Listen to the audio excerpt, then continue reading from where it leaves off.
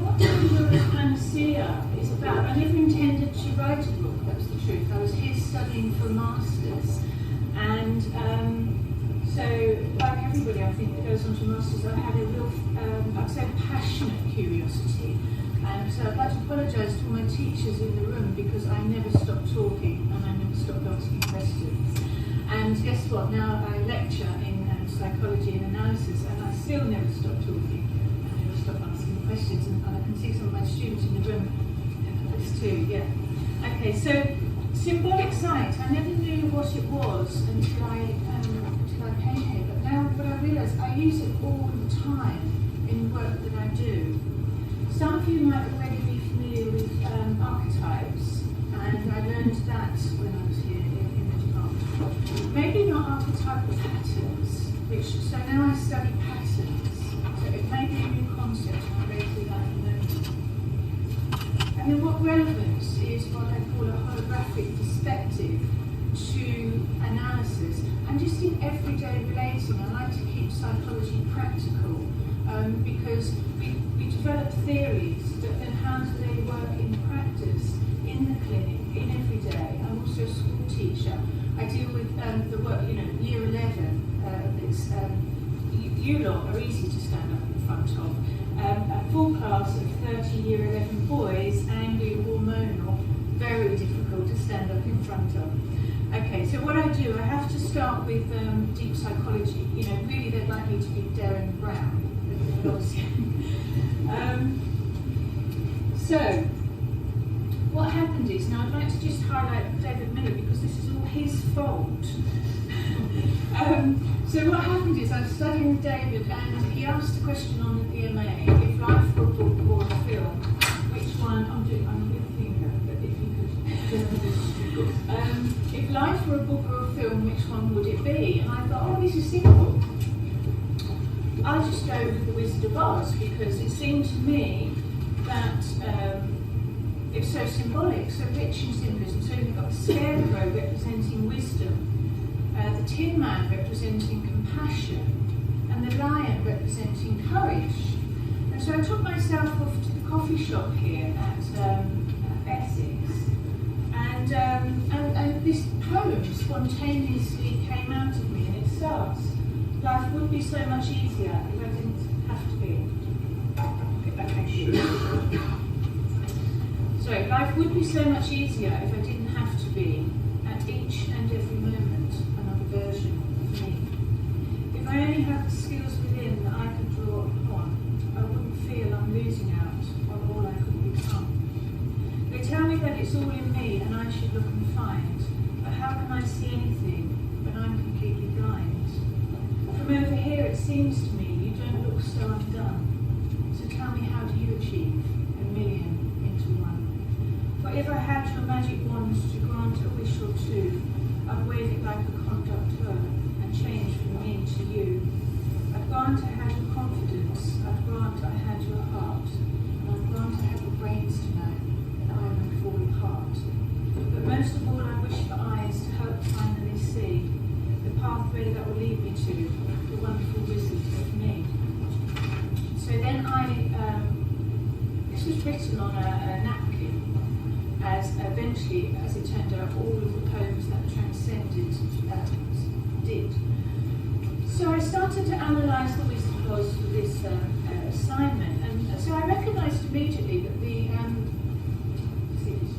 yes, perfect. So here we have Dorothy and her friends travelling into Oz, and I thought, hold on, isn't that Yellow Road very symbolic of Freud's Royal Road into the unconscious? So if we've got Dorothy going into the unconscious, then she must, first of all, she goes across the crossing bridge, which to me I thought, anatomically, that's the corpus callosum. So this is where my holographic sight started, because I didn't just stay in psychoanalysis, I drew on, my first degree was in psychology, a science degree. So then I thought, Toto, that's the life instinct, and the psycho, surely that's a psychological disorder, isn't it? That's what I call a snowdoming of the mind, when somebody's in complete chaos. did Barr, who wrote The Wizard of Oz, was he actually having a psychological breakdown when he wrote this? So then I thought, well, Oz, that's surely, what world does Oz represent then? Surely the topography of Oz is then the topography of the unconscious. The wizard then, who is he? Well, it has to be, doesn't it, the enigmatic, omnipotent ego who transforms. The ego that must be usurped, and in Dorothy's case, it disappears in a puff of blue. I mean, that's so symbolic, the inflated ego, when you deflate the ego. So, but if you deflate somebody's ego far too quickly, then we can cave in a mind. I know that in some disciplines and in some therapies, there's the discouragement of too much inflation in the ego, which I understand. But I've noticed that if the ego boundary isn't strong enough, and that person is in any kind of transition, and the ego boundary collapses, that brings on psychological chaos. So I would say, whilst we might think an ego initially is not such a pleasure, it may be arrogant, too full of itself, I've seen what happens when the ego has no strength at all. So I've come to the realisation that it's actually the strength of the ego that is important for recovery and repair. Okay, so this was, I'm going to rush to because I've planned for half an hour. So to me, The Wizard of Oz translates as the ego within the mind. And when I looked at it that way, I developed my muscle for symbolic sight. Now, complete coincidence, I don't know Aaron before this moment. I was going to say this was me after my MA. But why I liked this painting, it's actually, I think it was stolen at the time when I was writing. I obviously had nothing to do that. Why I liked this painting, I mean, talk about synchronicity this morning, but why I like this painting is because I know that I have an unusual perspective. So when people say to me, are you a Jungian or a Freudian? I honestly can't answer that question, because to me it's like, which parent do you want to go and live with? So I see everything and everything, for better or worse. So when I look at this painting recently, I think this is a complete hologram. What happened is Munch was walking across the bridge in Norway with two of his friends when he heard or felt a scream from nature. And he couldn't, so this painting was him trying to make sense of this chaos in his mind, and he painted and repainted this. You can see he was trying to fathom it, he was trying to work it out. It's actually forms a collection entitled Love, which I thought was quite curious. It reminded me of something Freud said, paraphrasing perhaps. He said that the opposite of love is not hate, it's fear. And are we afraid to love then? I gave a lecture recently on racism, and my definition of racism is an immature excuse for self-hatred. So in this model, in this painting, I could see Freud's triad, its topographical model. I think, maybe the superego, the twin figures. Munch painted himself as the id, screaming intolerance with sudden detachment from his reality. And then I think the bridge again, very symbolic, crossing from the conscious to the unconscious world. And here in the right is that shadow learning, so now into Jungian theology. Perhaps it is so.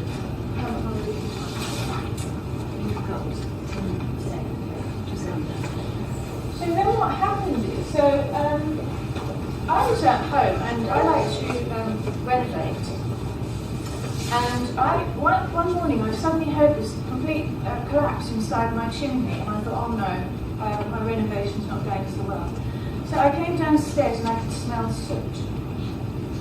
And what I found was a blackbird sitting in the grate of my fireplace. And I thought, oh, well, how am I going to get this bird out? So I thought, let birds fly towards the light. So yes, so I drew all the curtains, I closed all the other doors, and I opened my front door. And sure enough, the bird went out the front door. Okay, just a not spectacular event. But I think because I was studying holograms and symbolic side, I connected with this experience as if it were a pattern. And this circular pattern of coming down, going through a darkness, and then coming back up again. I mean, isn't that what everybody deals with in the clinic all the time? This descent into this chaos that you'd rather not go into. So I write, a pattern that traced the circular blueprint of everything, of man, of spirit, of reincarnation and rebirth, of life. It was that which I had written into every teaching that necessarily involved a descent into darkness, fire, light and resurrection, all of which preceded a spiritual ascension and conscious evolution. It was not only the clumsy cadence of a blackbird that I had witnessed that morning, but the structured flight of the mythical phoenix, forever rising from the flames of purification. Before me too illuminated the fundamental process of chemical transmutation, though much more than that, the blackbird had shown me the spherical journey of a dearly beloved soul, heaven's own alchemical vessel capable of extraordinary transformation. It had shown me the flight path of us. I'm an unusual teacher.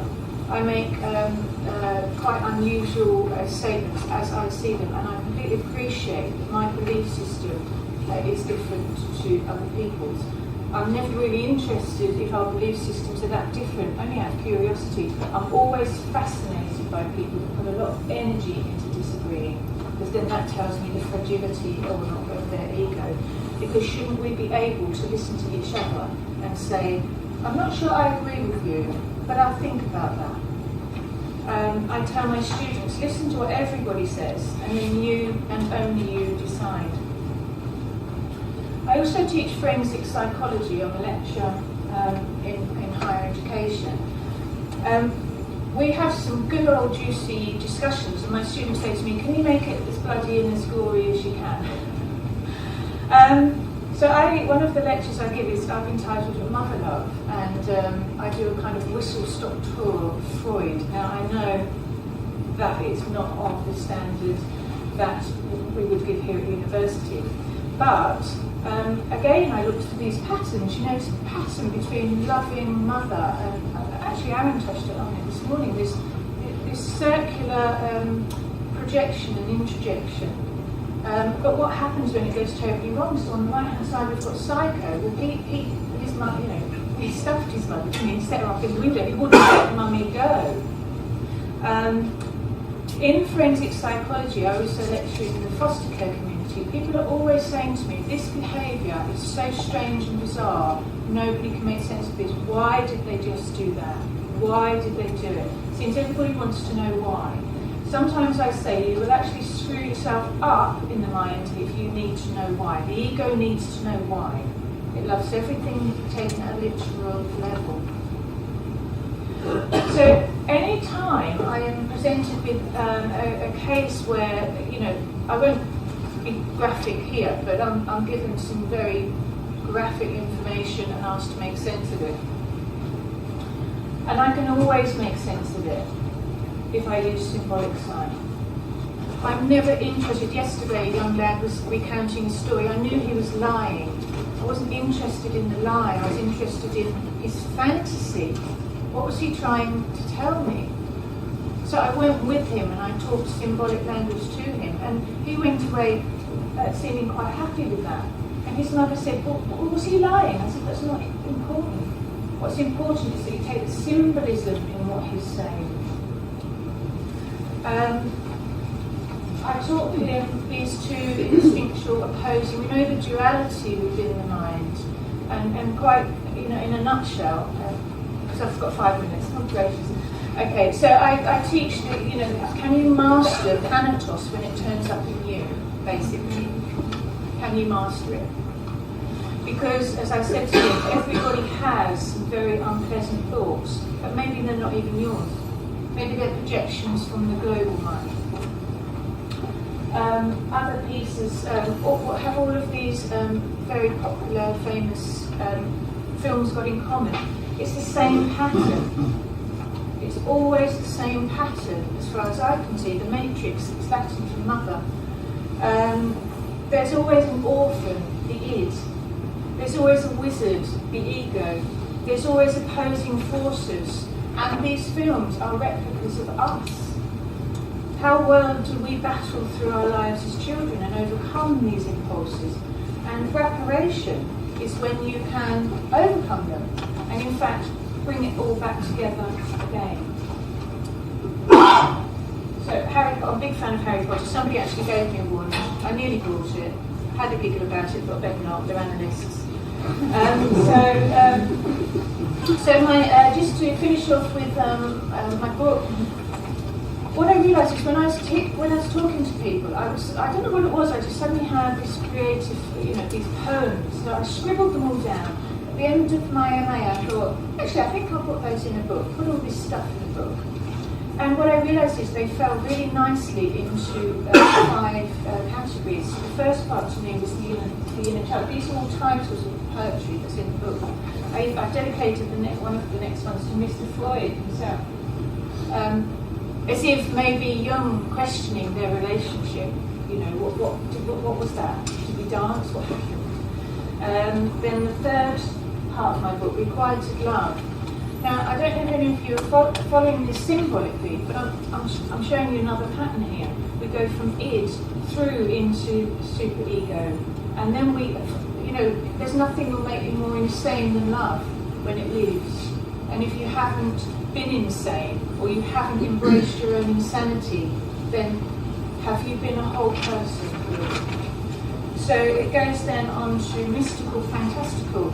So the clinicians will know, you get told some extraordinary things about, these people turned up that nobody else can see. Well, maybe they're completely insane and they're seeing people that nobody else can see. But maybe they're seeing people that we can't see and that we've just deconditioned to that level of perception. Finishing off on the prophecies.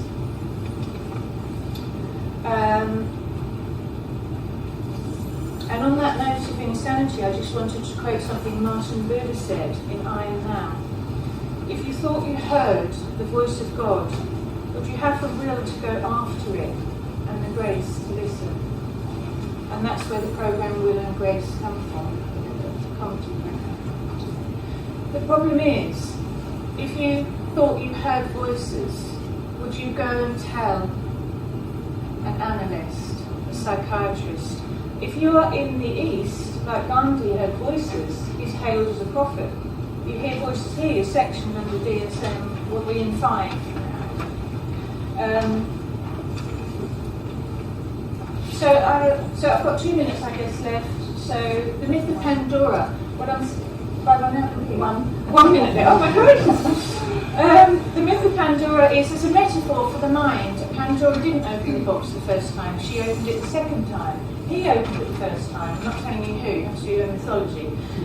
But Pandora, I'm suggesting, wasn't the naughty child that is popular. But she, in her wisdom, she knew that behind all the ills, you think what you do in the clinic, all the ills come out of somebody's unconscious mind and you have to contain that for them.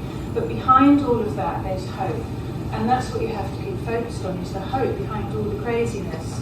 To make normal that which is abnormal, I think, is certainly something I'm trying to do. So symbolic sight helps us to make sense of what is sometimes bizarre behaviour. Archetypal patterns, the more I see them, they're fascinating. We're in one right now. I don't really have time to explain the whole thing. You go into patterns. The point of seeing patterns is, especially when it comes to dealing with the forensic side of things, if you can see a pattern initiated, you can predict the ending. And if you can predict it, and it's not a good ending, you have the opportunity to kind of jam a spike in the wheel of the pattern, or at least illuminate it, because then it dissipates. I just want to finish off then, if I may, by all the poems in my book, then I'd say were counter-transferences. They're my experience of other people, in their mind in states of transition. So I just want to finish off with this one, which felt like it was just really selfishly for me.